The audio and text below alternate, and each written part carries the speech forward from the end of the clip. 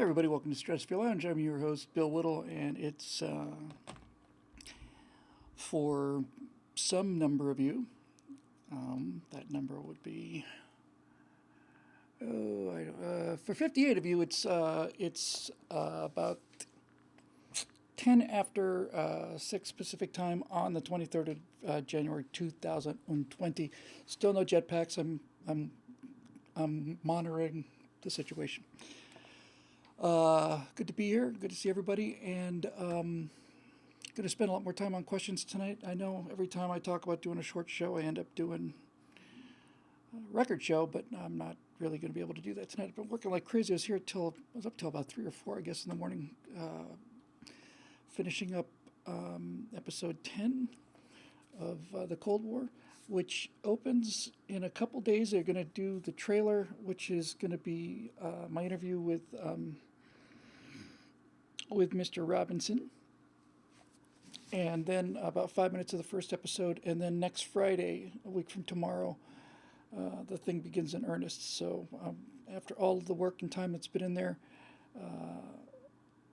I'm looking forward to getting your comments on it. And as usual, just before we start, I'm going to just got a lot of stuff we'll talk about. I'm sure we get into questions. I found something that I was looking for, which is always nice when that happens. And I was quiet. Can I be heard? No. Maybe that's better. The particular section I'm dealing with now, or just finished this morning about 2, 3 o'clock, I guess, in this very chair, I decided to call Welcome to the Suck. Now, a lot of people who know a little bit about Vietnam, people saying turn up the sound. I'll give you a little more sound here. Want some more sound here? Let's try that. It's a term that was, was pretty widespread in Vietnam. You get off the plane and they say, "Hey, welcome to the suck." But I started thinking about it. I thought the suck certainly didn't end in Vietnam. It sucked pretty bad after that for a while too. So I tried to decide what the bookends were for that period of suckage, and I came up with August 2nd, 1964 until November 2nd, 1980. And the first person who can identify those bookends wins nothing.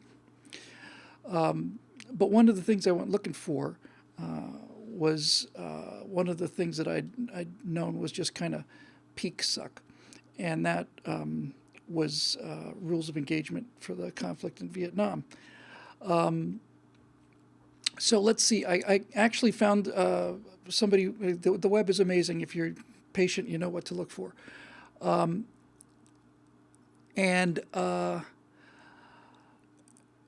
I found it. I found an archive of the actual rules of engagement. Yes, Reagan's introduction ended the suck. Correct. It wasn't the USS Pueblo, however. Dave Big Booty, who misses one for a very.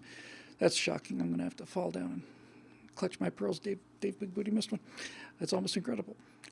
Still waiting. We'll see what was the beginning, the actual official beginning of the suck. Got to pick it somewhere. Where is what I'm looking for here? Yes, Pueblo was. We were well into the suck by then. Let's see. Oh, it's not a rerun of last week. So there you go, and it's PJ Reed and Piper Inva tie at this. Yes, right across the wire. It's the Gulf of Tonkin resolution. The U.S. involvement in Dave Big Booty comes back for the bronze. U.S. involvement in Vietnam, like so much else about Vietnam, is very, very hard to pin down. So when did the war actually start for us? Well, Eisenhower had advisors there. Kennedy took them from like 900 to, I want to say, about 18,000, something like that. I have the numbers. But then it wasn't really until the Gulf of Tonkin and the Gulf of Tonkin resolution that things really took off. Mobile Mondo says I blame Kennedy. There's a lot of blame to go around. I give this some thought because I haven't really thought much about this era, and I came to the conclusion that the suck was due completely to the interaction of the personalities between Robert McNamara and Lyndon Johnson. When McNamara was Defense Secretary under Kennedy, he was actually, he had a bunch of good ideas. He didn't want the job, or at least he said he didn't in the beginning. He was a former Ford executive, and Kennedy talked him into it. McNamara said he wanted, the right of, approval for everybody in the Defense Department. But McNamara was Kennedy's defense secretary pretty much for the entire administration, and he didn't go completely nuts. But by the time Johnson took over, my theory is that since McNamara and Kennedy both were golden boys, they were both good-looking, young, handsome guys, way ahead of the curve. McNamara graduated Berkeley with honors and went Phi Beta Kappa. Then he went to Harvard Business School, was at Harvard Business School for at least a year or two while Jack Kennedy was there. And so I don't think that Jack Kennedy had much of an inferiority complex when it comes to Robert McNamara. McNamara was really brilliant, but I don't think Kennedy was much intimidated by anybody, at least in terms of, let's just say, as I say in the episode, that of all the presidents we have had in this country, I think you can rate John Kennedy at the bottom of those who have an inferiority complex. So, but Johnson was not a Harvard guy, and he wasn't Berkeley. McNamara was born in San Francisco. Kennedy was born in Brookline, outside of Boston. And Lyndon Johnson was born in Stonewall, Texas. And my theory is not that Johnson was a pushover, on the contrary, but Johnson, as I was working through this in my head trying to figure out what I thought was going on, it looked like McNamara's kind of, maneuvering Johnson into doing what he's doing. But I think it was actually, in reflection, it was the other way around. Johnson had this guy who he knew was brilliant, and Johnson believed him because McNamara believed himself. There are some things about this I didn't know, and this is what this entire Cold War story has been for me. I know there's a period of time I want to cover, and I think I'm just going to cover it more or less evenly, and then I find something really interesting like the Azorian or something. By the way, I just finished rendering that missing Stratosphere Lounge. I'll put it up tonight as soon as I'm done with this. And it's just like, I want to go there.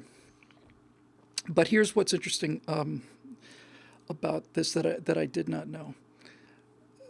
I don't know if you guys knew this. Did you know that McNamara had a number of troops that he would submit to Johnson? We need this many to prevent a collapse. We need this many to regain the initiative. We need this many for victory.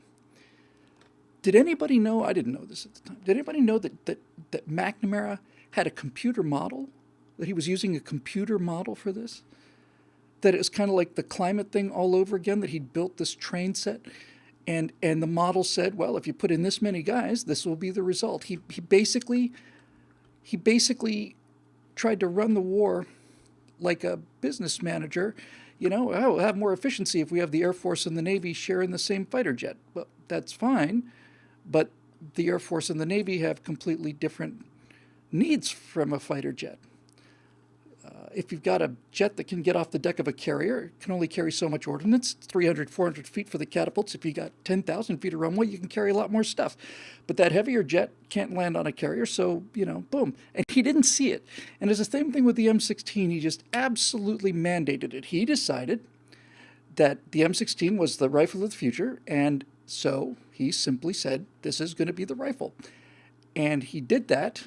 I loved the M16, and I have its linear descendants, but that first one was really, really trouble in the field, really trouble. There's a Marine who had an interview in Time Magazine '69. Says he went out on a patrol. Went out with 72 men, came back with 18, and he said the thing that killed most of them was their own weapons. He said they went back to the battle after they got ambushed, and they'd find scores of guys kind of huddling behind trees or below logs or something with their M16s disassembled, trying to clean the rifle. And the M14 was a great rifle. Everybody loved the M14. And so it's not that the M16 wasn't a good rifle, and it's not that the M16, not that it wasn't the right decision, but the way it was implemented, it's just nuts. It's just nuts. He did the same thing for the TFX program for the next generation fighter at the time. He ended up with the F-111 flying bus, and then, didn't put a gun on it, and didn't put any guns on the F-4s because guns were a thing of the past. We have Sparrow missiles now, radar-guided Sparrow missiles, and we have first-generation Sidewinders. And I knew those missiles had problems too, but I didn't have this kind of problem. After it was all over and people started doing some tallying, turns out that the Sidewinders used in Vietnam, the first-generation Sidewinders, had a PK percentage of kill of 15%. 15% of the missiles of the Sidewinders fired actually hit their targets. And for the AIM Sparrow, it was 7%. Now, the Phantom could carry 4 missiles integral to the bottom of the airplane. It's really kind of cool. I remember building those at 1/72nd scale Phantoms, those cool little slots for the onboard Sparrows. But if you gave it 4 Sparrows and let's see, put another 4 2-on-2 pylons each, that's 8. And with a PK of 8%, you got a pretty strong chance that you could launch every one of those 8 missiles, assuming you survive long enough, and not hit anything. And this is the kind of this to me is why that era was the suck. It wasn't because the war was tough, and it wasn't because of any of those things. It was just because you just were absolutely confident that the people who were in charge of the thing had no idea what they were doing, and you would be right. McNamara said, this is the Secretary of Defense right after the Cuban Missile Crisis. He said, this is pretty much a direct quote, he said, "There's no such thing as strategy, there's only crisis management." Well, that's it's quite a statement from the Secretary of Defense, There's no such thing as strategy. There's only crisis management. Look at how they fought the first half of Vietnam, and that's exactly how they fought it. But anyway, the whole reason I got kind of launched on the idea of this whole idea being kind of like this general suck was because I'd known that the rules of engagement in Vietnam were just absurd, and they were, but it wasn't until I actually got a hold of them that I realized how unbelievably insane we were in the mid-60s, right up until Reagan came along. I'll give you a couple. So, as I said, Robert McNamara is using a computer, and he's entering data, which is going to tell him how many guys we have to kill, our guys, and their guys. How many do we have to kill in order to win? And that's why they had this obsession with the body count, because it was data. And McNamara, being a system, 1960 was the time when efficiency experts and data analysis and market research and testing, all this stuff was just starting in American business. And McNamara was a cutting-edge executive. He brought all of this to the Defense Department. And so he fought a very efficient Wall Street kind of war. It just was a catastrophe. And you get a guy who's looking at numbers coming out of a computer, and he's not realizing that these numbers are people. I mean, he really wasn't. He if you told him he wasn't, he said, "Of course I'm aware they're people," but he really wasn't, because the entire concept of it is so repulsive. And he just said, well, if we send 40,000 guys, we can stabilize. If we send 100,000, we can regain the initiative, and 160,000, we win. Okay, see, it's right here. I've got all the numbers. Crazy. Anyway, I'll just read you some of these because they really do boggle the mind. This is from Vietnam Veterans for Factual History blog, and I'm gonna quote verbatim here. So the rules of engagement I have listed here were the rules of engagement for the ground war and the rules of engagement for the air war. When you hear the ones for the ground war, you would say there's no way anything could be worse than that, but it turns out there could be. These are the actual rules of engagement for the ground troops in Vietnam. I may skip one or two here. Commanders in direct contact with the enemy in inhabited areas could only authorize direct fire, meaning you could see the target, if their mission was in jeopardy and the enemy was positively identified, and then only for defensive purposes. Indirect fire could only be utilized after approval of the province chief, which was a Vietnam civilian, and the province where the fire would be directed. No artillery could be fired in areas where friendly troops were not operating without the prior use of leaflets or loudspeakers, even if enemy fire was being received from the area. Direct fire against enemy forces that were not in direct contact in inhabited areas required approval of both the province chief and the battalion commander.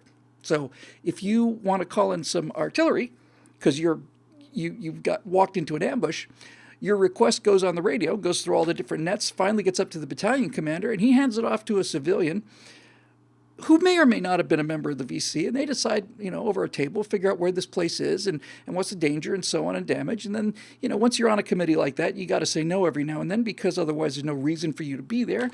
And back down it went, but of course by then everybody's dead. Indirect fire missions in inhabited areas.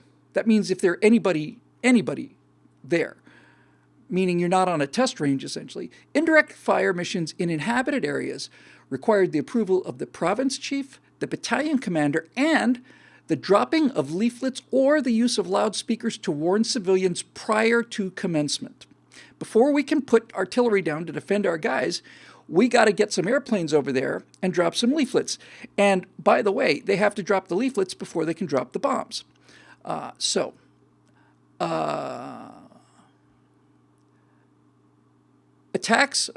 U.S. attacks in inhabited areas required that the U.S. commander explain to the inhabitants why the action was initiated after the attack was over. This one is this one to me is the pick of the litter. Fleeing enemy troops could not be engaged unless they were first ordered to halt and failed to obey. Then they must be fired upon with the intent to wound only by firing at the lower extremities.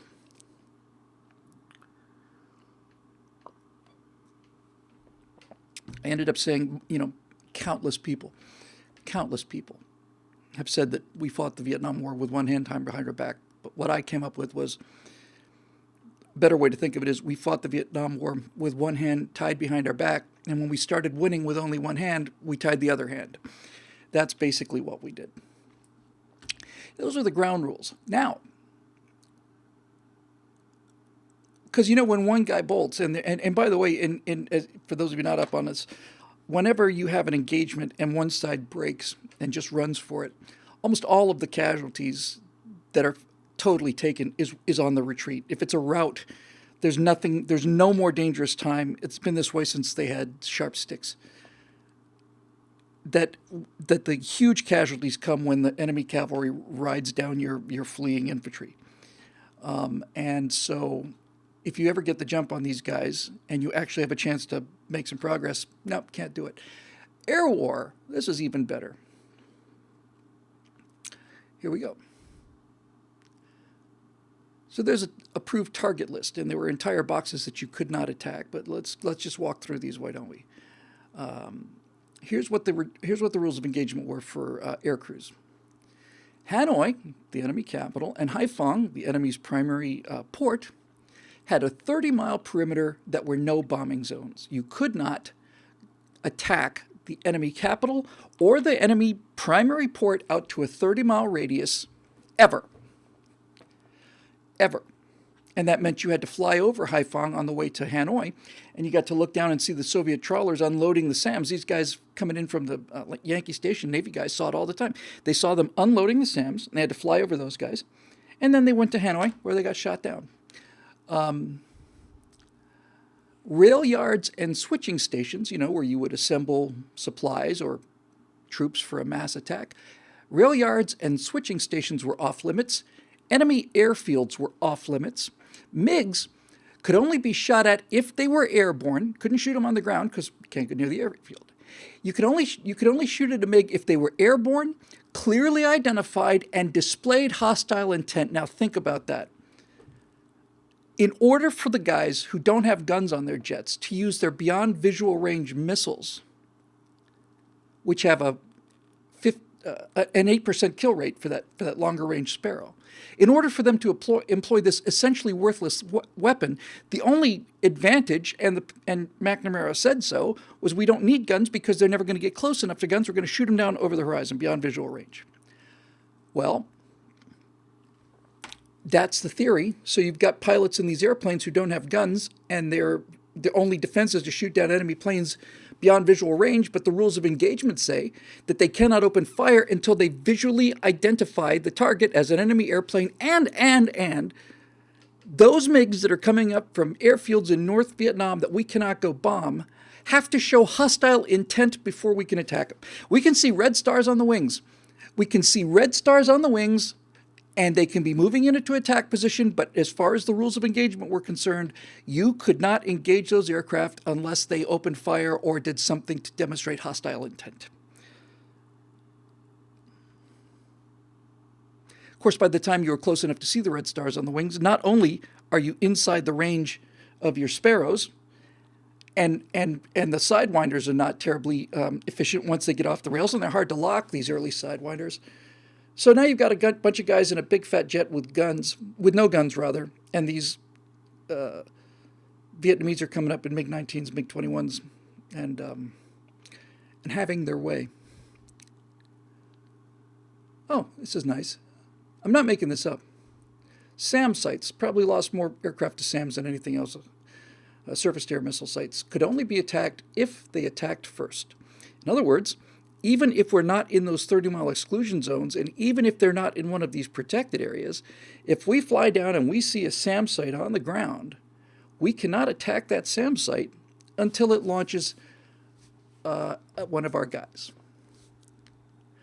Also, it simply boggles the mind. SAM sites and anti-aircraft sites could not be attacked while they were under construction.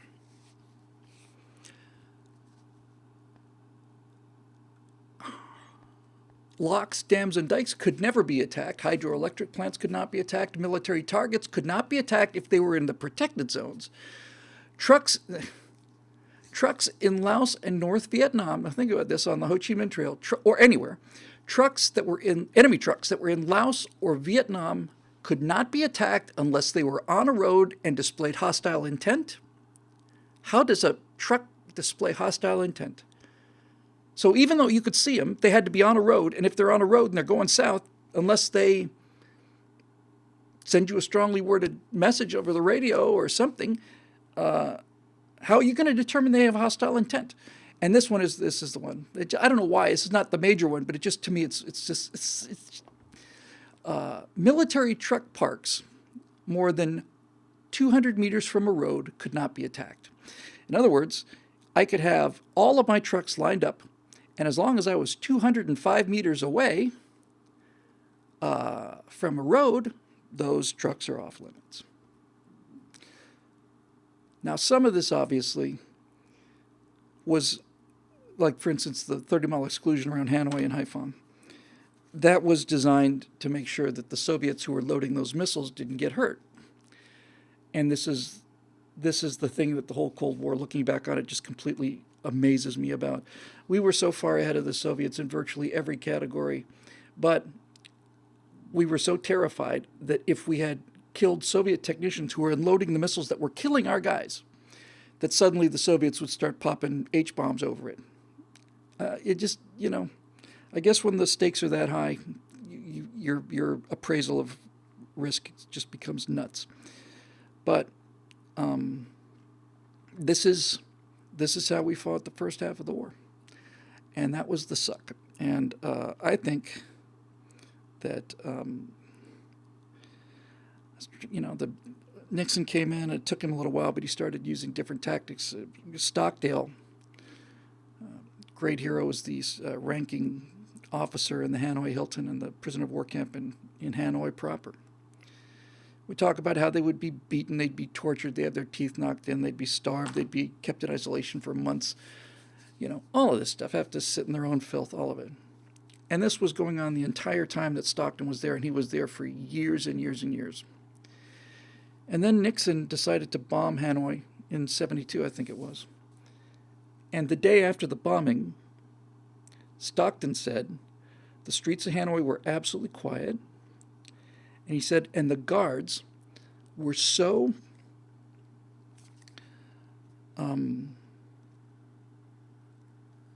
obsequious.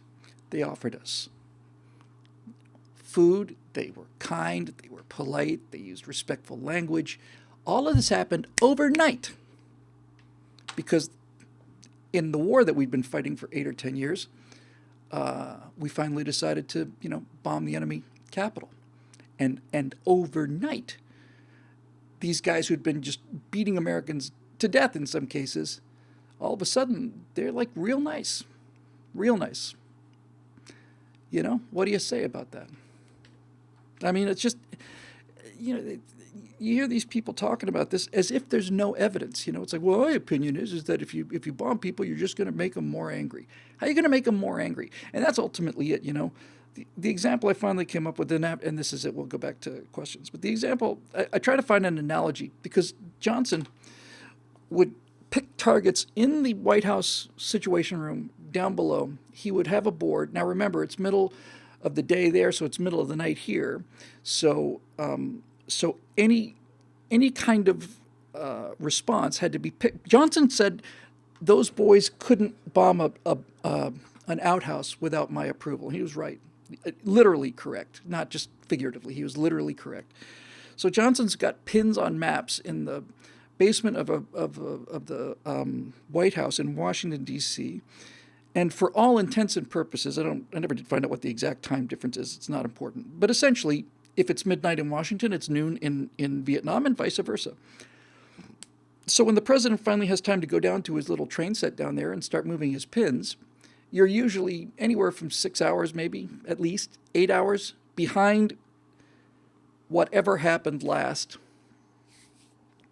And then the message has to get downstream. By the way, I really had problems believing this, and I had to back it up, and apparently it's true. The layers of red tape we had to go through in Laos. In Afghanistan or Iraq, if you put in a call for close air support or artillery support, when we're on our game, 15-minute wait is kind of a long time. But in Laos, fire missions were not approved in 15 minutes. Fire missions did not occur in 15 minutes after the call, and they didn't occur 15 hours after the call. The response time for a fire mission in Laos averaged 15 days. 15 days. Between the time a guy gets on a radio and says they're gunning us down here and the artillery opens fire. I'm going to think that if you're under heavy enemy contact and your artillery doesn't show up for 15 days, at that point, it's probably not going to be one of those better late than never cases. What do you say to this, So anyway, I was just trying to figure out how Johnson would do this. He'd bomb them, and then he'd stop bombing them. We're not going to attack here. We're going to keep Hanoi. We're not going to attack Hanoi. We're not going to attack your harbors. We're not going to attack the trail. We're not going to do all of these conditions. And it's like, why? Are we trying to show him how nice we are? Is that it? While we're napalming his country? Is that it? What is it you're trying to achieve? And I couldn't figure out what this looked like. And the only thing I could come up with is I said that Lyndon Johnson fought the Vietnam War like a man who was trying to pet a feral cat. That's exactly it. He'd walk forward, the cat would walk back. He'd walk back, the cat would walk forward. He'd put something down on the table, on the sidewalk, and then step back a little bit, and the cat would come forward, and that was encouraging. So he'd go back to try to pet the cat, and then the cat would run back again. So he said, okay, I need some more food. So he put something else back down, step back again. This kind of thing. This kind of teasing this thing out to pet the cat. And it's like, anyway, yeah, it was not so much fun. So it started to turn around with Nixon, and the next one's called The Liberators, and I can talk about Operation Bolo, and I can talk about Creighton Abrams, who, like Ridgway in Korea, came in and just completely changed the situation. They just brought him in too late. By the time Ridgway was given operational theater command, we were already basically prohibited by law from having U.S. troops in contact, because Abrams said, "I'm just going to go up the. We have tanks, we're the United States, we're Americans, we got tanks, and we have air cover. So I say we, instead of going out and taking this hill, killing some guys, getting our guys killed, counting the bodies, sending that information back to Washington, helicoptering out, letting them retake the hill, and taking the hill again and getting more guys killed, so we can run up the body count of ours and theirs. But as long as we kill 200 and only 100 guys of ours are killed, then we're winning the war." Ridgway said, "No, we have to strengthen conventional weapons, so we're going to just take armored division. We're going to march up the Ho Chi Minh Trail. Anybody who decides to mess with us, we're going to knock them out of their lights out from the sky, and we're not going to stop until the tanks are in the center of Hanoi. And then we'll dictate victory conditions and their surrender conditions." And it would have worked, too. He actually tried to do it with Arvin troops, but that late in the war, their morale was so bad that he just came too late.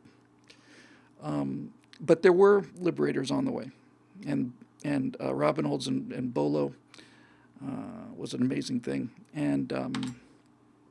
But the suck continued after Vietnam. In my opinion, peak suck period for this country was when the democratically controlled Congress voted to cut off aid to South Vietnam unilaterally after we had promised them that if they took over the burden in Vietnamization, we would replace whatever they spent. We promised them. That was peak suck, 1974. Arab oil embargo, I remember waiting in line. Yeah, Dave Big Booty's got it right. Oh, yeah, we were in a war of attrition against Asia. I think peak suck was that moment when they pulled the rug out from underneath them.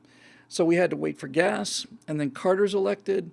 And I remember everybody thought, "Oh, he's so authentic and so genuine, He walked his inauguration route. He didn't ride because he's a man of the people, And so even the dignity of that ceremony is kind of eliminated. And there are Americans waiting in line for fuel, 4-hour wait to get gas in this country. And just come out of Vietnam, felt utterly helpless. Had a friend who joined Air Force, was combat controller, joined in 78 or 79. He said morale was just unbelievable. Then the hostage situation in Iran, and then Desert One, where we go and try to rescue them. I remember very well. I was 20 years old. I remember waking up and hearing about Desert One and the catastrophe that we were on a mission to go and free these hostages, and helicopters had collided in the desert because so much sand was being kicked up, and we didn't know anything about flying in desert conditions, apparently. But here's the thing. I was 20 years old, and when I heard that we lost those helicopters, but we were on a mission to get our guys out, I was so proud. I wasn't proud of losing the helicopters. I was just proud that after all of this time, finally, we were trying to do something. So Carter's sending them Bibles, and he's sending them cakes, and he's kissing Brezhnev, in the Russian style, and that'll solve the problem. And then along comes Reagan, and an hour before he's inaugurated, the hostages are released. It's just sheer coincidence, obviously.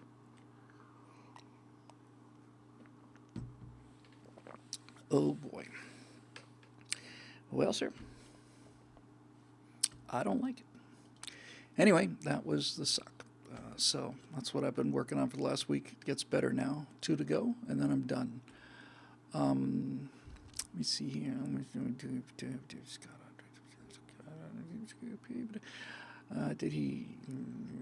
I have to make some translations of some linkage here. 1 second. Excuse me. Beg pardon. Sorry. Excuse me. Sorry. Talk among yourselves here.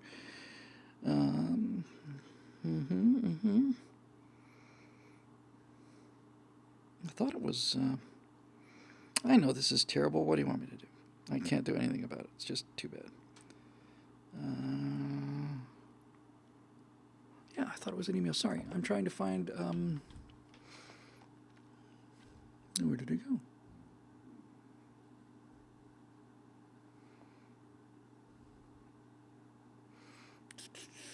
Sorry, kids. Sorry, kids. Beg pardon. Excuse me.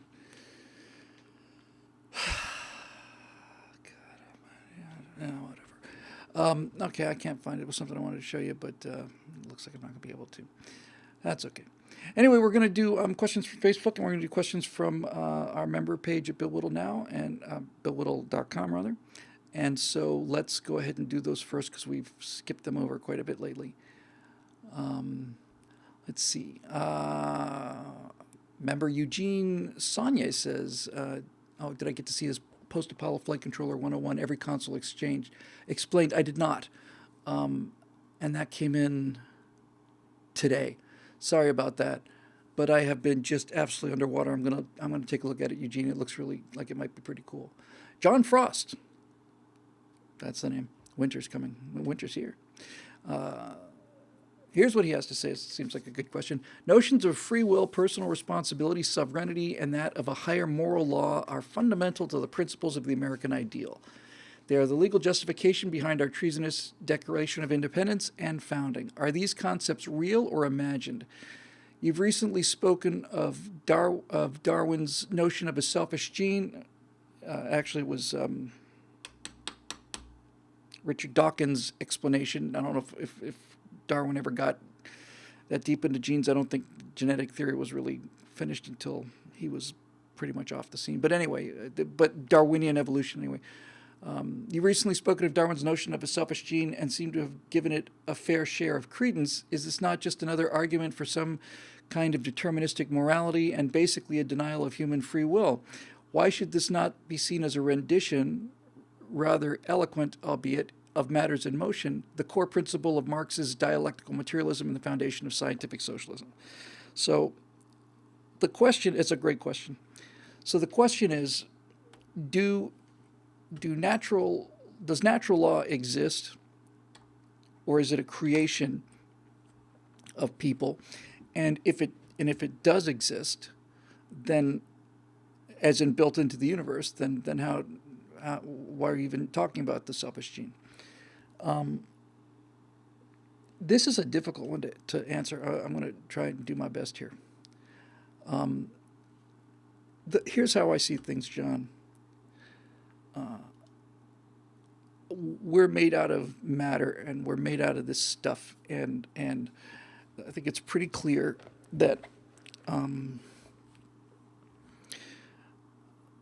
not afraid of the question. I'm just trying to figure out how I can get it as clear as I possibly can. So we're made out of flesh, and clearly we have an awful lot in common with mammals, and not just genetically, although we do, but our behaviors and so on and so forth. For example, there are a lot of reasons why we faint when we see blood. There's reasons why we vomit when we smell death. There's biological reasons for this that are designed to save the individual. So I don't think there's any question that stuff exists. So the question becomes, well, it's the nature versus nurture question. How much is built in and how much is learned? Since people since you can take people from one part of the world, transplant them to another part of the world, they will absorb most of the cultural mores, and in some cases all of them. So it seems to me like this basically is hardware, and then society is the software. And it's not 100%. Some of the society and some of the philosophy, I think, is actually hardware-based, but most of it is, here's this body, here's our hormonal system, here's our fear mechanisms, all of these things that evolutionary, gave us an advantage, and I don't think those things, this is just me, myself now, I don't deny the presence of those things. So the question is, what about natural law? Is it real? And I think on reflection, I don't think it matters. And what I mean by that is whether or not it is revealed truth, or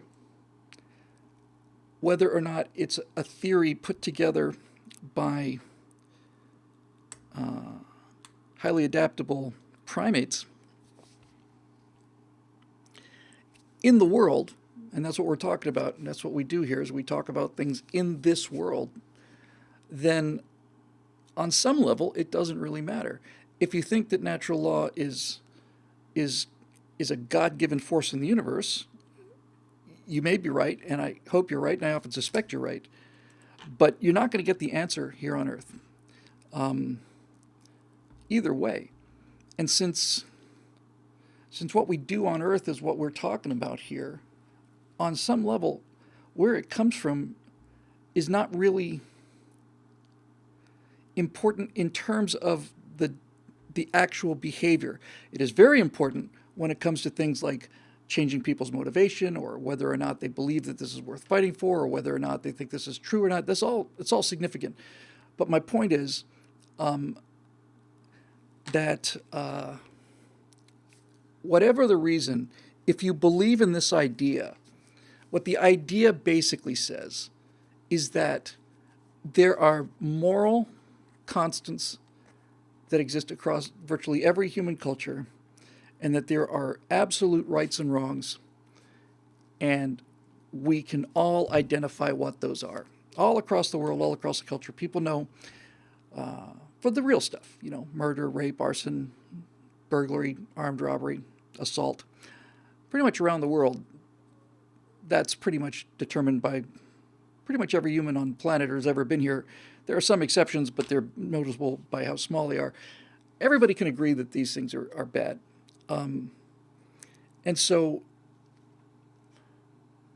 whether the only thing that really kind of operationally matters is, can you build a society out of flesh and bone, human flesh, human bone, aware of the fact that this desire for power and greed and all the rest of it is built into all of us? Can you build a structure strong enough in terms of the mechanics of the Constitution? Can you build one that is politically, mechanically difficult enough to stop the concentration of power? And then can you instill enough of a belief in the people of the virtue of it so that they defend it? And this is where we're getting creamed. I've been reading about the settling of Ohio in the late 1700s, early 1800s, and the amount of patriotism, civic duty. Guys would serve on juries once every 2 weeks, 20-mile, 30-mile ride through the snow for no pay. They did it because it was the right thing to do.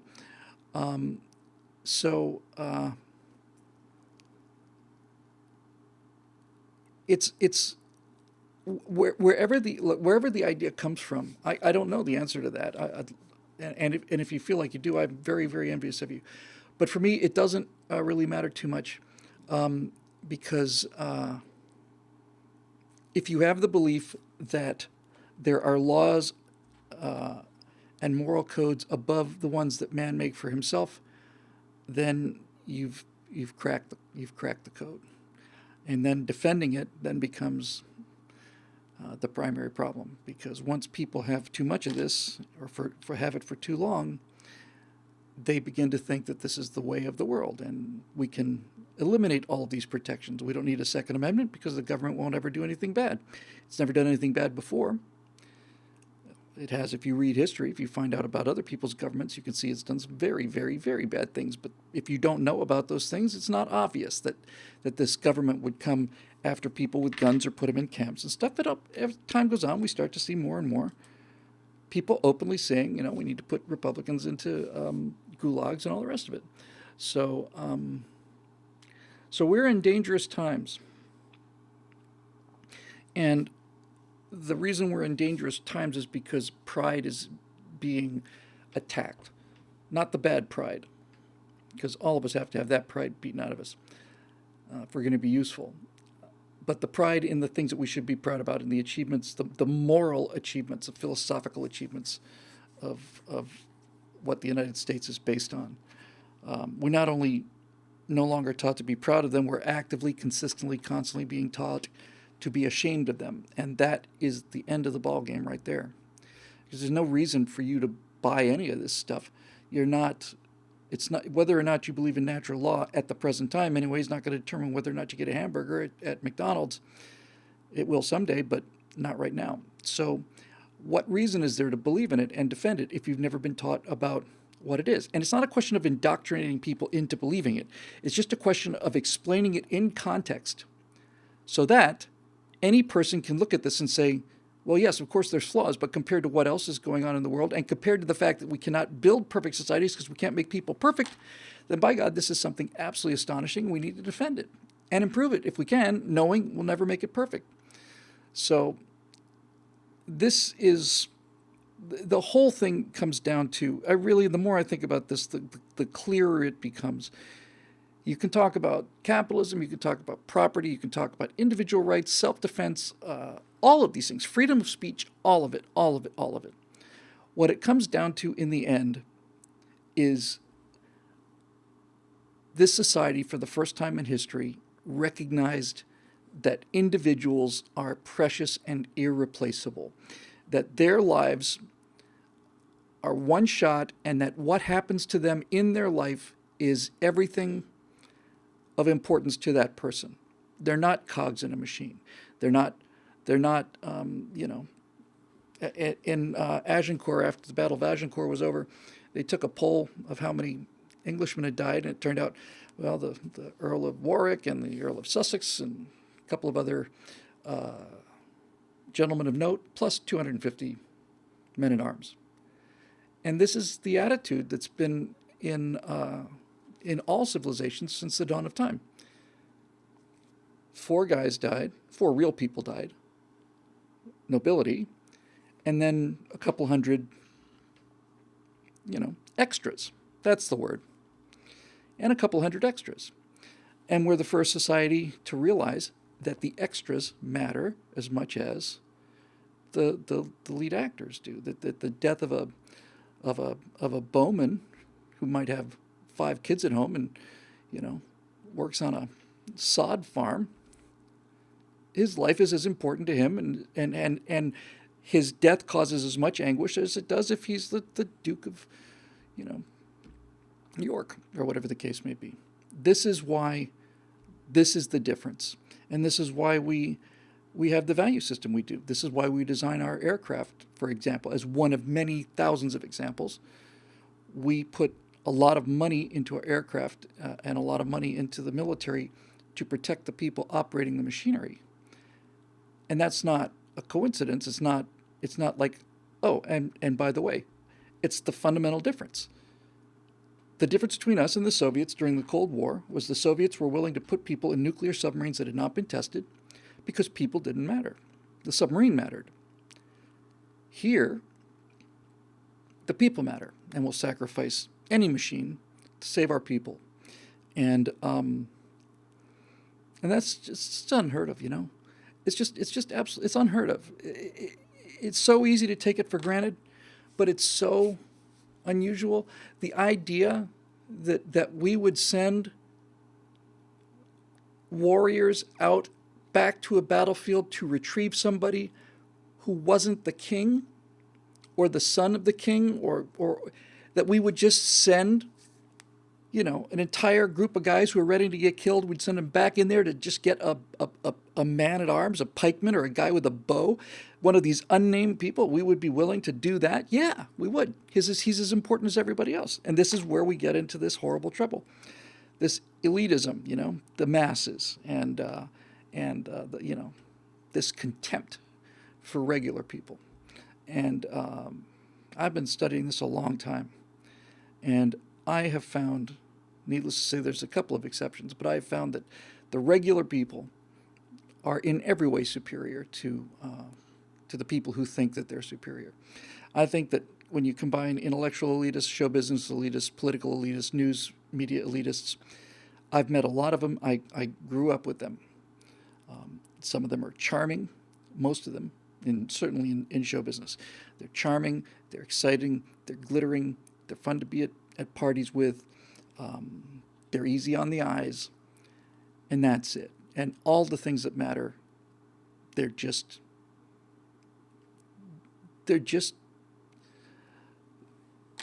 regular people are just better people. I mean, by any definition of what better or worse means in terms of good or bad, you're obviously making a huge generalization here, but it's true. You know, guys like Leonardo DiCaprio will beat his chest about how much he cares about everybody else, but he's not going to jump out of his car and help a guy change a tire. But we would. And because we recognize that the regular person is as important as anybody else, it keeps us out of the biggest trouble, the biggest trap set for us in this world, at least in this society anyway, and that is the idea that that we're somehow better than anybody else. That's the weird thing, you know. It's like everything here is designed to protect the individual, and at the same time, the trap that creates is that people start to think that the individual, meaning me, is not an abstract, like we're all individuals. It's me. It's this narcissism. Everything turns around me. Just look at Hillary Clinton, you know. I got off one of my favorite lines ever. I'm just proud of it. Some of you have seen the show already, but or maybe not. Maybe it's not up yet. Anyway, no, it's not actually. Steve Green's show, and I've got to get the elements for that out. So Steve Green was saying that Bernie doesn't want to win. And he makes a good case that Bernie doesn't want to win because he keeps throwing away all these advantages to, go for the jugular. And he mentioned the time in the 2016 campaign, right in the very first debate, I think, where Hillary's emails was big red hot topic. And right in that, I think it was the first debate. If it wasn't, it was the second. Bernie Sanders comes up there and says, look, let me just say, nobody cares about this email thing. Nobody cares. He just basically had the strongest weapon he had against Hillary Clinton, and he just handed it to her, hilt first with the blade facing towards him, handed it to her. And I was listening to this, and I remember her face, and I said, did you remember Hillary's face when he did that? Hillary Clinton looked like somebody had just given her a huge sack of Dalmatian puppies. That's the expression she had on her face. I just thought that was fun. Anyway, we'll do a couple more here at BillWhittle.com. We'll swing over to Facebook. And yeah. Dave Olson, my God, man, he's everywhere. Any thoughts on the passings of Neil Peart and Terry Jones? I didn't know about either of them, and I still don't know who Neil Peart is, I'm sorry to say. Terry Jones of Monty Python, obviously, I'd heard he'd been sick for quite a while. And that he was suffering from Alzheimer's and dementia, and so he will be missed. Terry Jones was a brilliant guy, and he was really kind of always the, I guess the first word that comes to mind. He was always kind of the dumpy one. He was always kind of small, kind of beefy-ish kind of guy, and but he was just brilliant, and he was a great director. He directed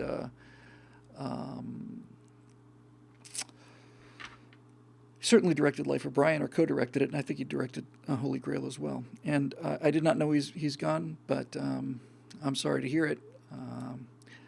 That makes 2 now, and it's kind of sad sometimes, 2 of the people I admire the most in show business, whose work I admire the most in show business, are John Cleese and William Shatner. And by all accounts, they're 2 of the worst people who ever walked the earth in terms of their attitudes. Yeah, Ripping Yarns was great. Michael Palin, by far my favorite member of Monty Python. There's something about Michael Palin that's just so charming and so fun. And by the way, if you think about it, virtually all of the classic sketches, the really, really good ones, are almost all John Cleese and Michael Palin. Parrots, John Cleese and Michael Palin, Cheese Shop. They're just Argument Clinic. Those are probably the 3 best sketches they did, and that's still the same 2 guys. Anyway, let's see. Ralph Capera wants to know, have you ever given real serious thought of moving back to the USA? If you did, where do you think you and your bride would choose? I often think about moving back to the USA. I think about it all the time. Oh, I think I did post that, didn't I? Let me just double check something. I think I posted. I was over recording at Daily Wire, and I did it from the road. I think. Let me just have a quick looky see here. I was in the men's room at over at Daily Wire, and I was recording ads for the first episode, which comes up in a day or two, I think, on Friday.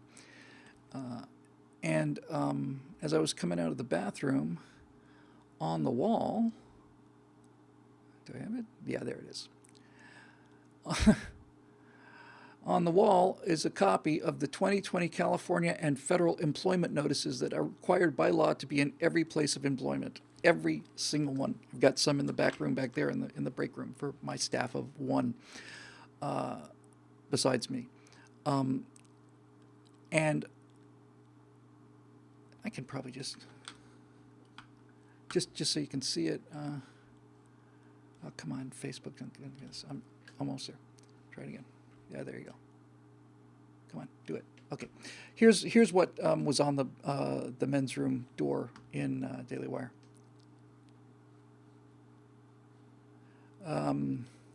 This is a list of all of the legal notifications that you have to provide for your employees.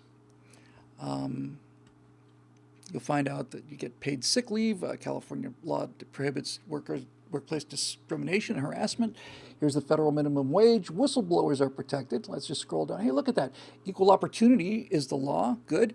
Notice to employees, your rights under U.S. ERRA, transgender rights in the workplace, your family and medical leave rights, safety and health protection. Here's your notice to employees' injuries caused by work, time off to vote, equal rights, employee rights, and so on. And this is considered the boiled down version. This is the bathroom reading version. This is the short form. It gets bigger every year, bigger and bigger and bigger. And the headline I put this under was that, Cali used to be a pretty groovy place back in the day. But this is it. I mean, this is the end of everything. You want to talk about a whimper and not a bang. This is the end of America because it destroys what we were talking about a second ago, the primacy of the individual. This is the state. This is as good as the state gets, by the way, in terms of niceness of oppression. It's not using guns or beating people up, but this is what it is. Excuse me, when you get down to it, that's really honestly it. It just keeps coming back to it. I always make this mistake. I almost said that there are humans who have a defective gene or something, and they are absolutely determined to tell other people what to do. It's their primary motivation in life is to be able to order people around. And I keep thinking, what's wrong with these people? And then I realize, no, man, you gotta get past that. There's nothing wrong with them. That's how people always have been. We're the freaks. And the idea of throwing that away, that poster, just ripping it up, and just throwing it to the winds, would be enough to make a European lose their mind. Well, how are you going to survive without laws? I wouldn't say we're not going to have any laws. We're going to have laws. You can't murder anybody. You can't take their stuff. You can't beat them up. We have laws. Yeah, but what about all these? Oh, you mean the regulations? Yeah. Who? I'm not naive enough to say that nobody gets taken advantage of in this country, needless to say. But somebody in Sacramento decided that we got to do something about these unprotected migrant workers, just as an example, the poor, who are unaware of their rights. Because if a wealthy, educated person has experienced sexual harassment or discrimination or anything, they get an attorney, and that's that. So the motivation for this kind of thing is for the working man. For the working man to know what his rights are. I don't think I am need to provide my bona fides about how highly I regard working people. I just did it a second ago before we got to this topic. But look at this. This is what the state of California expects the working man to read. And I'm not disparaging the working man when I say that nobody's going to read this, because nobody's going to read it. I didn't read it. I think it's unreadable. I think it's impenetrable. I think it is actually, unless you were in a prison cell, it is impossible to read this document. So yeah, I'd like to go someplace. If there was a state, if they took a state out of the union and just basically said, you know what, we're just going to go back to the box that the original government came in, I would move there in a heartbeat. I really would. But that's not going to happen. I have some places that I've been. I've been all around the country and got a chance to meet people everywhere. And I like Idaho very much. My wife's from Siberia, however, and when we were in Mexico on our vacations, and we go to Mexico because it's the only chance we get to see our my stepdaughter. She couldn't get a tourist visa into the United States, so we go to Mexico because my stepdaughter and my wife are from Siberia, and they get out on the beach there and they lose their minds. They simply walk around in a daze. They can't believe it. I'm lucky enough to have grown up on a beach pretty much my entire life. I moved to Bermuda when I was 3. I grew up on beaches in Bermuda and then beaches in South Florida and beaches in California. Warm weather and beaches are nice. They're great, but they're not magic for me. But they're magic for them. And so the my problem is I am more comfortable in cold climates than I am in hot climates because I'm from a hot climate. She prefers hot climates because she's from a cold climate. That's the way it goes. So, you know, northern Idaho is just a skip of a rock away from Canada. It's cold up there. But I'll tell you one thing, and this may sound really trivial.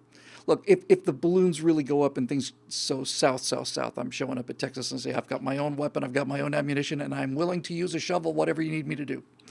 But short of that, the one thing I can tell you is I will personally never move back to tropical conditions. Never. I will never move back to that kind of heat and humidity. It gets hot out here, but I'm much more comfortable in California at 115 degrees than I was in Florida at 90. And I'm not going back. I'm not going back to the bugs. I'm not going back to the humidity. I'm not going back to... Even when we go to Mexico we were in Florida one night, and we left the window open. We were staying at a hotel that was putting me up. It was right on the beach. I was doing a speaking event. Very nice hotel. And we left the sliding door open overnight. And when we came in... while we were down at the event, we came in and all of the clothes were just wet. I mean, they were just wet. They weren't just damp, they were wet from this 100% humidity, back there. So anyway, I would like to move. I've often wanted to move just to Nevada, not because I want to live in Nevada, I'm sorry to say, although Tahoe is beautiful. It's a little bit too rustic there, I think, for me. But I've said many times I would often love to be able to afford to buy the house that's on the Nevada side of the California-Nevada line. I'd like to be the guy who lives in Nevada who can have across the way California neighbors, because then I could just wave a few $100 bills every day and say, here's money I have that you don't have, and here's a rifle that I have that you don't have, and here's all the other things I have and you don't have. But I have such mixed feelings about this place. I don't like Los Angeles, and to say I don't like the government is an understatement. This is the dumbest place in the world. It's just plain unbelievably aggravating to live here and have this stuff continue to come down, and to realize what they're taking from us in terms of taxes, and how crappy the roads are, and how crappy the education system is. All of it. It's enough to drive you barking mad. And all of the people in show business, with a handful of exceptions, are just miserable people. But there is something about being under the volcano, and I can't put my finger on it. I like being in proximity to the volcano because I'm a volcanologist. That's what I do. And the fact that just over that hill back there is where the Academy Awards are, and it's where all these people are, and, I don't know. it interests me because the pop culture aspect of it has always been my biggest interest in terms of politics and the morality of it. And it, if you're going to be a prophet, it's kind of interesting to live just over the hill from Sodom and Gomorrah. It gives you an awful lot to prophet about. And I don't know. I remember before I started doing this, and I was just, completely unknown and just feeling a lot of these same thoughts, like, like a lot of you, like I'm the last guy who believes in any of this stuff. I remember clearly thinking when I was like 40 or something, I'm just going to go up in the Hollywood Hills with a tent, and I'm going to stay up there for 5 or 6 years. I'm going to come out in a tattered loincloth, and I'm going to have a white beard down to my knees, and I'm going to have a gigantic staff in one hand, and I'm going to come out, and I'm going to cleanse this place with fire. I'm going to kill it with fire. That's still on the bucket list. But anyway, so, I'm here because I'm here because I can afford to be here. And I mean afford to be here in terms of my existence. My freedom is curtailed to some degree, and more every day. And certainly a lot of money is being removed from my pocket and sent to people who do absolutely nothing for it except, tell me what a Nazi I am. But, really, when you get right down to it, this is kind of a little pithy thought I just had. It's true that living in California, a lot of your freedoms are eroded. And I certainly am not going to wait too long for this. But the fact of the matter is, I'm here because I still have the one freedom that is important to me, and that's the freedom to leave. If it ever looked like the freedom to leave was being closed off, then I'm out of here like a shot. But as long as staying here is voluntary, then it's kind of like chomping through the Amazon. It's like, I choose to do this. It's miserable. And I was just reading about Amazon exploration too in the last week, and my God, that place is just it's just 24 hours moving death. Hascat said he bought 160 acres for $46,000. $46,000 doesn't get you most of my garage in the house I'm renting. The house I'm renting costs, it's a quarter acre, I guess, little unit thing. Quarter acre costs 20 times that. My quarter acre costs 20 times what your 160 acres cost. It's madness. But I will tell you this: for a guy who grew up in Florida with all that heat and humidity and the bugs and the insects and the mosquitoes and the palmetto bugs and all that crap, when you first come to California and you feel that constant, 72 degrees and Pacific Ocean's nice and cool, and the humidity is down. The humidity is down too. I just every single day I go, my God, I love it here. I just wish the politicians would go away. Not even the people, just the politicians, and the people that voted for them. It's another strong indication that my theory of the more comfortable your environment is, the stupider you are, is given proof every day. I think that's all of the questions there. So let's go to Facebook and we'll do a couple there, and then time for this one to go home. What's that from? Time for this. Is that from Peabody and Sherman? Ivan, Lowen, time for this one to go home. It's a time travel thing, I think, wasn't it? Anyway, all the important questions answered for you right here on the Stratosphere Lounge. Let's see what Facebook has to say.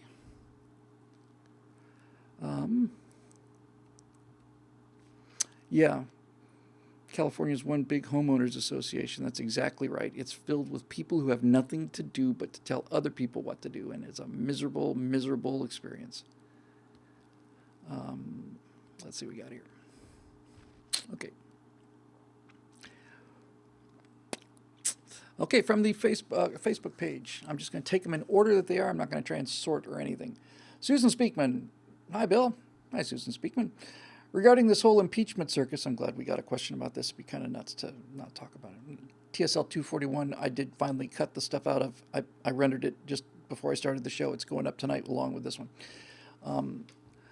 Regarding this whole impeachment circus, I'm on the fence. On one hand, the House was supposed to come up with impeachable crimes, and they got bupkis, so they should just deal with the flat dismissal. On the other hand, it sure would be fun to get Schiff and a few others on the stand and under oath. What say you? I think the only... I did a segment called There Is No Best Case Scenario, where Scott kept asking me, well, okay, well, what's the best case scenario now? And I kept thinking about it, and I thought, there is no longer a best case scenario. It's just all suckage all the way down. The only, the enemy gets a vote too, right? And they're the enemy now. That poster that somebody held up in the gun rally thing in Virginia a week ago said, I'd rather be an American than a Democrat.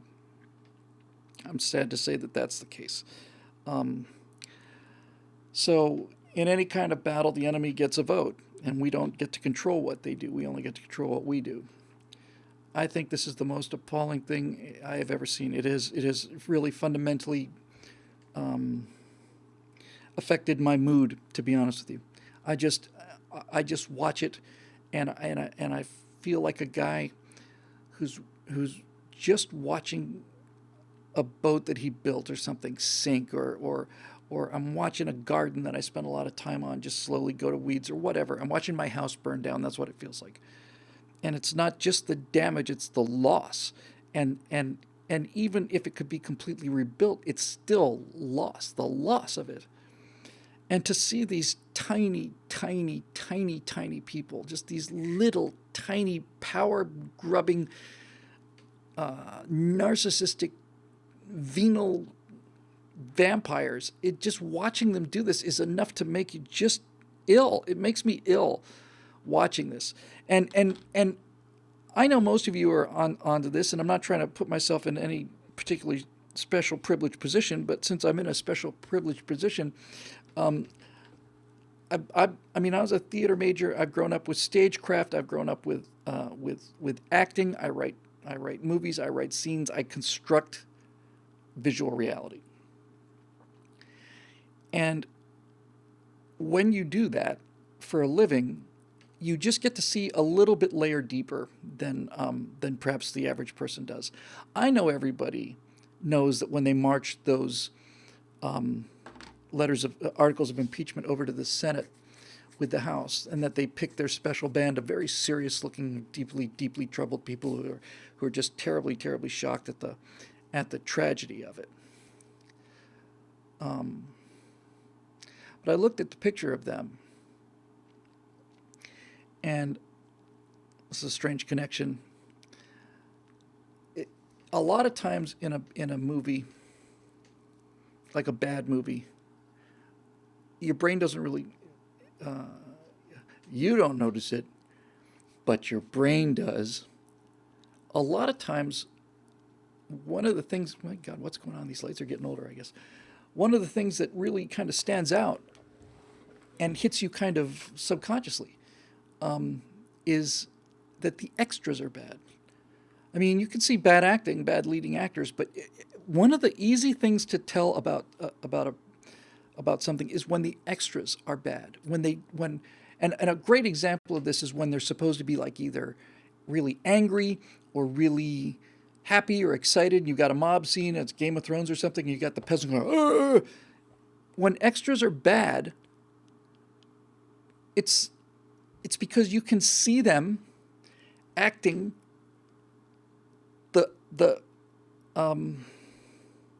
the cliche of who they're supposed to be. And I watched that, I looked at that picture, and I just said, I can see Nancy Pelosi and the rest of these criminals just casting this thing. And that's what it came down to, right? That's what it came down to. The people that they selected to deliver the articles to the Senate were cast. They had a limited cast, a couple hundred people in the House of Representatives, but they were cast, and they weren't selected for merit, and they weren't selected randomly, which at least would be something. None of that. They were cast, and when you look at that picture, it's like watching a bad ad agency pick the perfect diversity. It looked like a stock photo of a business meeting. That's exactly what it looked like. It looked like a stock photo of a business meeting. All of the diversity boxes are all checked, and they're checked in perfect balance, and all of this stuff. And it's like, okay, I don't buy it. I may have bought it at some time, but I don't buy it. And I don't think the American people buy it. But I can see kind of the wires, I can see the wires of it. I can see how they're looking and how they're talking. I can see how they're trying to walk more slowly, a little more slowly than they usually do. They're bad actors, and I can see them acting. And then there are moments like, you see Schiff and these other people, and you can see them they're just bad actors. They're bad people because of their politics, but they're terrible actors. And you can watch them put on this kind of, garment. It's like, here, you're going to be a soldier from Rohan, so here's your green and gold armor, and put this on, and now you can be one of the Rohirrim. And you can watch them put this costume on and watch them assume the role that they feel like they have to take in. This is a serious state of matter, and we're deeply offended that you could claim that this is a partisan thing. This is the future of the republic, and so it's just like, just don't waste your time watching those people. I didn't even watch the video, but just watching the still of these people from the House marching the articles over to the Senate. I said, the only thing that I can think of that hits me the same way right now is watching Michael Jackson in an interview tell you that he's never had any plastic surgery and that all three of those children are biologically his. That's the same feeling. I'm outraged on like an entire. I'm like meta outraged. I'm outraged squared. I'm outraged at what they're doing, needless to say, but I find myself, I'm more angry that they think that I would buy this cover. That makes me angrier than what they're doing on some bizarre, strange, and silly level. I know why they're doing what they're doing, and I know that a power play is a power play, and a coup is a coup. I know all of that. But when they run this thing and they expect people to believe it, it's insulting to my intelligence. And to my emotional intelligence too. I was so happy when I heard, Blasey Ford, when she first testified, and that I was hearing immediately afterwards that, because oh my God, the women are they're gonna riot when they hear what she's got to say, and it turned out that the women immediately knew she was lying, because the way she chewed on her hair and her little baby voice, all these things that I have to be made aware of. But most women just could tell, of course she's lying. O.J. Simpson's lying.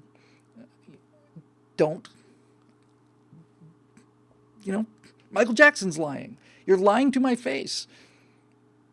It's like, that's the part that bothers me. It's like, don't piss on me and tell me it's raining. I know what you're doing. And you know what you're doing, and I know that you know, and you know that I know that you know, and all of it. Stop. So yeah, and Johnny Frost mentioned Star Wars. I'm not going to go off on a Star Wars tangent, but that was another quality of both The Last Jedi, but especially of The Rise of Skywalker, is that everybody in that movie, and there's some good actors in that movie, are not playing characters. They're playing archetypes. It's kabuki. They know what the motions and the inflection, and it's all predetermined. They've done this 1,000 times. They know what they're supposed to be. It's not a character. It's not a creation. It's like, this is your archetype. You have to be this archetype. You have to be a diversity woman, and you have to be a strong, powerful woman, and you have to be battered housewife, and you have to be evil capitalist, and you have to be magic Negro, all of that stuff. By the way, Key and Peele, I disagree with both of them on their politics, but that's some of the best sketch comedy I've ever seen. If you ever have not seen them, Jordan Peele especially is is just brilliant actor. And they did one called the Battle of the Magic Negroes, and there's like a business executive, and he's at his desk, and he just gets off the phone, and he's, really depressed. He's going to break up with his wife, and in comes a guy with a kind of, well, sometimes things have to be put, and it's just that, and then another black guy comes in, and and now you got two magic Negroes, and then they start using like magic on each other and force beams and giant power things. It's bloody marvelous, is what it is. It's great. Yeah, pearl clutching. That's it. Talix001 said it in the comment section. It's pearl clutching.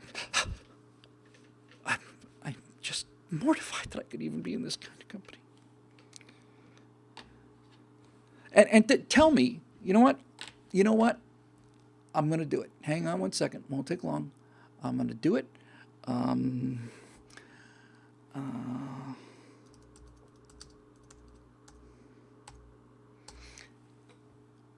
Give me 1 second.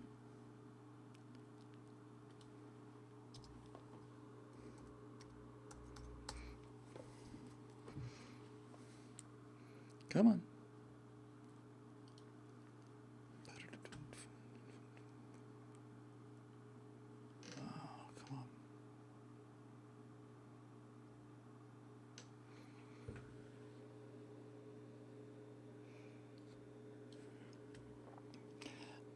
It'll be worth it. Give me a second. 1950. Yeah. Yep. Here's it. I found what I wanted. Oh, right. I know I got a little bit of it wrong. Okay. I'm going to put a picture up. Okay. I'm going to put up a photograph from a movie. And your job will be to tell me who this movie star reminds you of in the real political world. Got it? I'm going to show you a picture of an actor, and you're going to tell me what politician may be associated with this actor. Ready? Here we go. Here it comes. Which modern-day, real-world political figure are you reminded of when you see this? I'm ready for my close-up now, Mr. DeMille. I'm not old, I'm young, I'm forever young, I'm always forever young. Who does that remind you of? You have 30 seconds on the clock. Tick, tick, tick, tick, tick, tick, tick. See, this is kind of it. Right? I mean, it's really kind of the whole point right here. This is what we're dealing with in the world right now. This is what we have for political leadership in this country. This is the spaceship. He's up for the win. No, of course it's Nancy Pelosi. It's Nancy. It's this. Which is another example of it, by the way. This kind of, I always love this expression. When people obviously plastic surgery has gotten better over the years, but they used to call this kind of look that Nancy Pelosi has, they call it a rocket sled facelift, because it's, it's one of these. And that too is a lie. It's like I may be 73, but I look 18. And boy, you want to talk about sightseeing in California, man. You can go to Beverly Hills, which I don't do too often, but I do sometimes. And you will see, especially if you go in the daytime, you will see tens, maybe scores of very rich women, and they're all wearing the same mask, every single one of them. It looks, honest to God, it looks like when they went in for their plastic surgery, there was a mold that was made and heated white hot and then pressed into their face. Every single one of them looks the same. They have these tightened up eyes like this. They got these huge cheekbones, these huge lips, and every time I see that, I go, wow. are you her grandmother or her granddaughter? You look 16. You know, it's like, I think everybody talks about Helen Mirren as a great example of what's not that, and she really is. She's probably had some minor work done, which is fine with me. But Helen Mirren is beautiful, and she was beautiful her whole life, and she doesn't have to act like she's 16 or 20 in order to, go out of the house. And so there's another sign of how diseased Nancy Pelosi is. By the way, Nancy Pelosi's facelift, Joe Biden's hair plugs, which have been significantly improved over the years, and Schmucky's, Schumer's hairline. You know, if you met these people and you didn't know who they were, you'd think they were all like, almost like, you know what they remind me of? I'll tell you what they remind me of the people, the real politicians remind me of the people, and I don't know how he managed to do this 4 times. Yes, 4 times. They remind me of the people in Christopher Guest movies. Waiting for Guffman, Best in Show, A Mighty Wind, and For Your Consideration.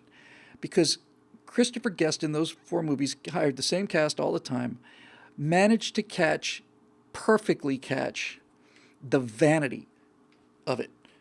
The vanity. And and all of those movies have the same target. He's going after the vanity of people. And that's what all of them look like. Carrie was, as Martin Archer points out, terrible, terrible, terrible plastic surgery. And Biden had a lot of work done since the 2016 election. He comes out, his skin like this. It's like, geez, Joe, are you 79 or are you 17? I can't tell. You look so good. It's unbelievable how young you look. Stop lying to me, man. Stop. Just stop. Anyway, I was poking around in somewhat less reputable internet quarters, and I heard Trey Gowdy's hair is the worst plastic surgery, says Johnny the Frost. But see, I disagree. Trey Gowdy's hair is awful. It's awful.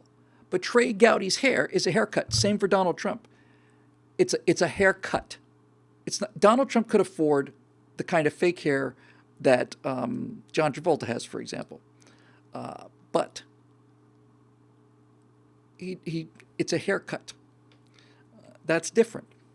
And I ought to know, because when it comes to bad haircuts, I think I've got the market cornered. Used to anyway, until I got married. So, it's a different thing. It's a different thing.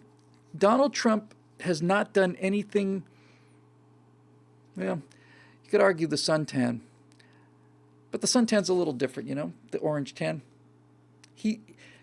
George Bush would never get plastic surgery, and neither did Ronald Reagan, and neither did Donald Trump. But the people who we were up against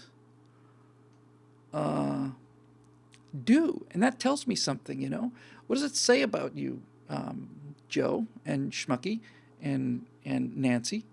What does it say that you are so uncomfortable with the idea that you're getting old that you have to go to all this trouble and try to convince us that you're not? What is it about you that's so insecure? I think these things are all tied together. In fact, it's a really interesting topic for another time because clearly they're related, and it does seem to be not 100%, but it certainly does seem to be pretty much one-sided. Trying to think if there are any more examples that leap to mind. Oh, the whole Hollywood crowd, obviously. Renee Zellweger, who I used to just adore, I thought she was just great. I thought she was so cute. And then she just decided that she didn't want to be Renee Zellweger anymore. She wanted to be 16.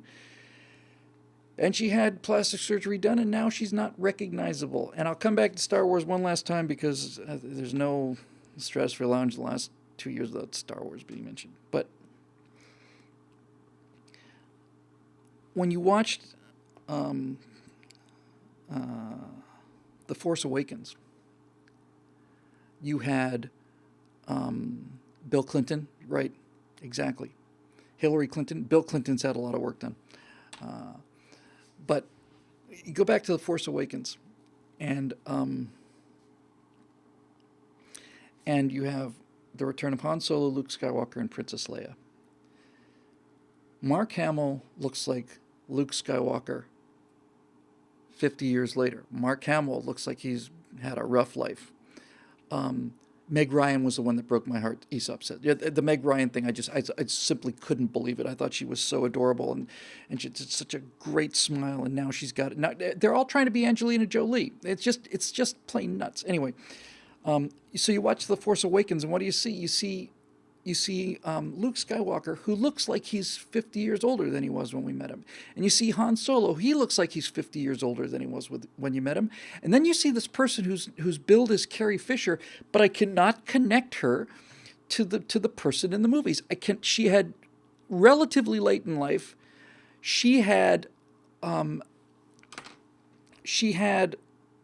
so much bad work done that when I see her in these movies,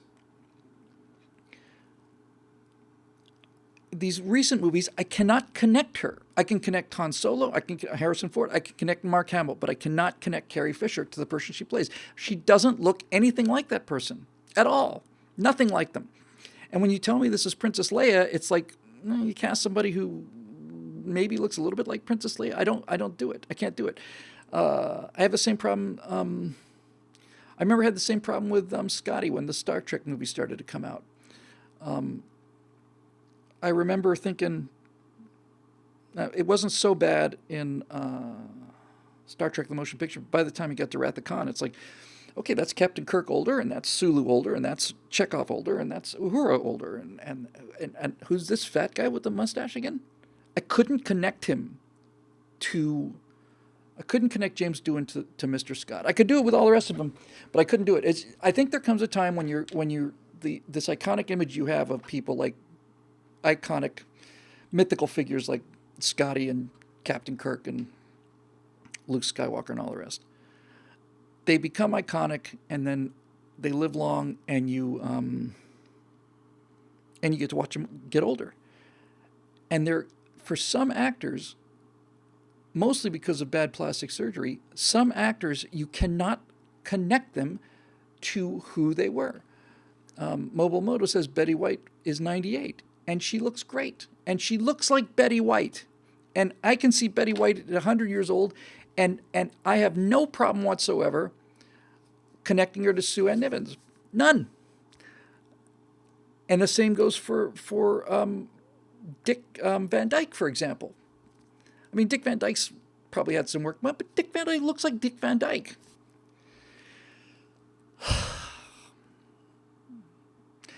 Talix, I think, has the best comment, certainly of this show and maybe of the last 2 years. We're talking about these Star Wars fans getting older, and he said, Chewie aged well, at least. He has. Of course, he's got a much longer life than we do. That's why he's holding up so well. All right. I'm going to have to get on out of here. It's 7:45. You've had your pound of commentary now. Leave me alone. Am I not human like you? If I cut, do I not bleed? Whatever. Anyway, we'll be back next week, and I'm quite sure I've had more sleep. But yeah, I wasn't out of here till 3 last night, and after all of this talking about it for 6 months now, starting next Friday, you'll get to weigh in on whether all of this work and effort and stuff was worth it. But we'll see. Hascat says, saw Sophia Loren maybe 5 years ago. I saw Raquel Welch 3 years ago. She looked fantastic.